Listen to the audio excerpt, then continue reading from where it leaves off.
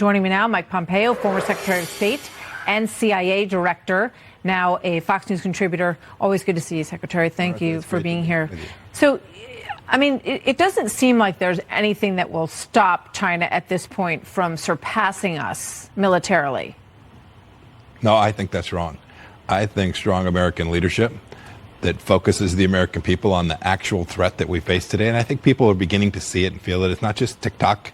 General Milley said that we may have a confrontation with China. No, sir, we're in a confrontation with China. The Chinese Communist Party has been attacking us economically for 4 decades, and we just turned the other cheek.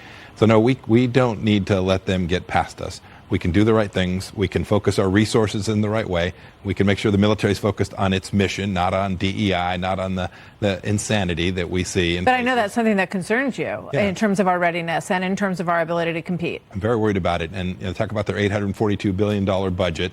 Inflation adjusted, that's not really keeping up. It's not going to take care of our soldiers, sailors, airmen, and Marines. And more importantly, there's a lot of money not going to the right places, right? When President Biden talks about security, talks about climate change, when he should be talking about deterrence and building a military that can convince Xi Jinping and those around him not to mess with the United States. Well, let's take it. I hope it doesn't take an event to kick this into a higher gear.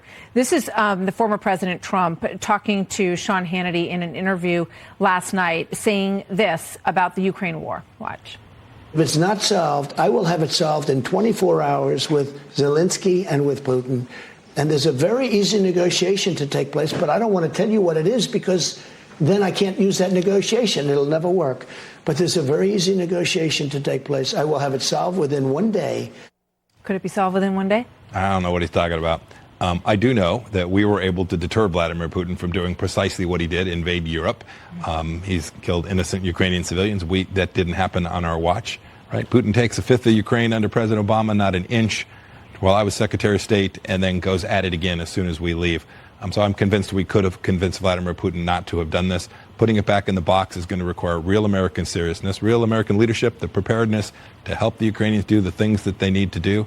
And while I applaud the Biden administration for getting that part of it right, they've been slow and fearful and have appeased in a way that has frankly allowed this to go on as long as it has.